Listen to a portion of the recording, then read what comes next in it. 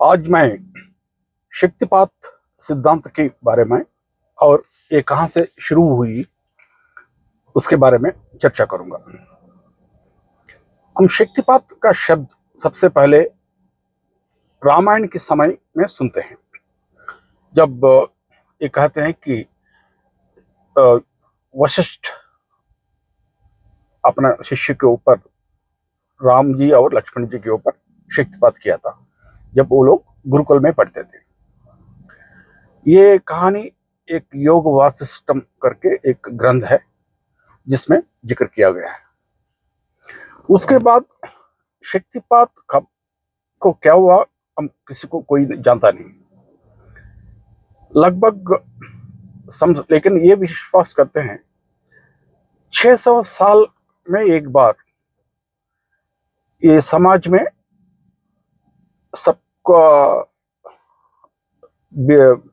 जन समाज के बीच में पॉपुलर होता रहता है और 600 साल तक फिर एक गुप्त तरीके से उसका अभ्यास किया जाता है।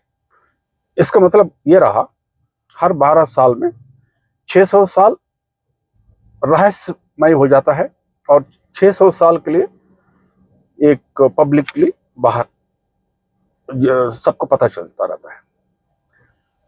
और अभी आधुनिक युग में अगर देखा जाए, लगभग 700 वर्ष पहले एक महायोगिनी रहती थी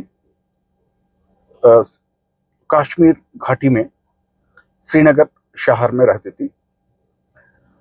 उनका नाम थी लल्लेश्वरी, महायोगिनी लल्लेश्वरी, और लल्ला के नाम से भी जाना जाता है। और आजकल शायद लाल डेड के नाम से काफी जाना माना है। और उनके समय के बाद अगले 600 वर्ष तक इस शक्तिपात परंपरा को क्या हुआ किसी को पता नहीं है। गुप्त तरीके से शायद अभ्यास कर रहे थे लोग। लगभग 100 साल पहले आधुनिक फिर युग में एक स्वामी जी रहते थे, ओडिशा राष्ट्र में पुरी नगर में रहते थे, स्वामी गंगाधर तीर्थ।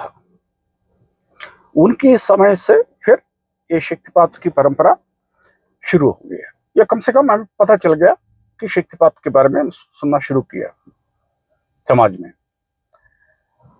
यह रहा शक्तिपात परंपरा की तरीका कैसे चल रहा था पुराने जमानों से। अति प्राचीन काल का है ये तकनीक, लेकिन कभी कभी इसके बारे में लोग को जानकारी मिलती थी और कभी कभी काफी लंबी अवधि तक ये रहस्यमय हो जाता था। अब मैं बताऊंगा शक्तिपात का मतलब क्या है। शक्तिपात वो तरीका है, एक तकनीक है जिससे इस्तेमाल करके कुंडलिनी शक्ति का जागृत किया जाता है। ये 4 तरीके होते हैं। एक संकल्प के जरिया, और दूसरा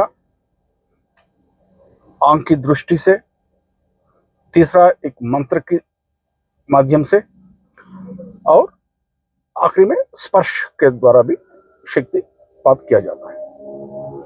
ये 4 मार्ग है, इसको इस्तेमाल करके किसी इंसान के ऊपर शक्तिपात किया जा सकता है।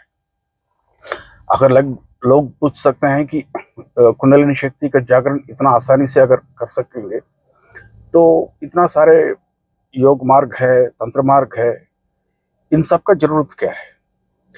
यहां मैं आपको एक चीज समझाना चाहता हूं। शक्तिपात पद्धति के द्वारा कुंडलिनी शक्ति जागरण तो होता है, लेकिन और एक कारण भी है जिसके कारण से शक्तिपात किया जाता है। मान लीजिए पिछले जन्म में कोई योगाभ्यास साधन किया होगा, मान लीजिए अष्टांग योग साधन किया होगा, कुंडलिनी शक्ति का जागरण भी हो चुका होगा, लेकिन तब तक उनकी जीवन काल समय समाप्त हो गया होगा और शरीर छोड़ना पड़ा। अब इस जन्म में जब पैदा हुआ, शक्ति ऑलरेडी शरीर में जागृत अवस्था में है। उनको दोबारा अष्टांग योग को शुरू करने के लिए, शुरू से साधन करने के लिए जरूरत नहीं है। कोई ना कोई शक्तिपात गुरु के माध्यम से शक्तिपात किया जाएगा, और उस समय क्या होता है, शक्ति एक स्थिर हो जाता है शरीर में। जो पिछले जन्म में जो जागृत हुआ शक्ति जो है, पहले शक्तिपात अगर दीक्षा नहीं लिया होगा तो एक अस्थिर स्थिति में रहती है, और उसको स्थिर करना जरूरी होता है। जब तक उस आदमी को मोक्ष नहीं मिलेगा, हर जन्म में उसी प्रकार एक कोई ना कोई शक्तिपात गुरु के माध्यम से इस शक्तिपात का दीक्षा लेना जरूरत पड़ेगा। उसके बाद ये ऐसे क्यों होता है, कोई नहीं जानता है। कोई भी अगर बोलेगा या शक्तिपात,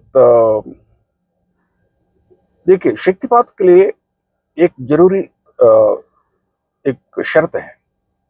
हर एक इंसान की मन 3 गुणों का मिश्रण से निर्मित है, तमोगुण, रजोगुण और सत्वगुण।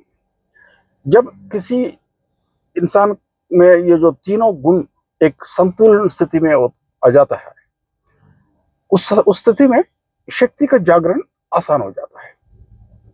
तो ये कहना मुश्किल है किसका में ये तीनों गुणों में संतुलन बनी हुई है या नहीं है। लेकिन एक चीज जो सच है, अगर किसी कोई भी व्यक्ति अगर तैयार है जिसका ये तीनों गुण संतुलन बना हुआ है, तीनों गुणों में, उनके लिए गुरु कहीं ना कहीं प्रकट हो ही जाता है। ये कैसे होता है, क्यों होता है, कोई नहीं जानता। लेकिन ये वास्तविकता है। जब एक व्यक्ति आध्यात्मिक अपना यात्रा शुरू करने के लिए जब तैयार हो जाता है, एक गुरु कहीं ना कहीं से प्रकट भी हो जाता है, उनका मिलन हो जाता है। जब ये तीनों गुण में संतुलन जब प्राप्त होगा, तब मैं आज बस इसी के विषय के बारे में चर्चा करना चाहता था। शक्तिपात है क्या, ये कब से शुरू हुई, और आजकल इसका तो कहीं इंटरनेट की वजह से काफी जानकारी भी है लोगों को इसके बारे में, तो इसलिए उसके बारे में चर्चा करना चाहता था।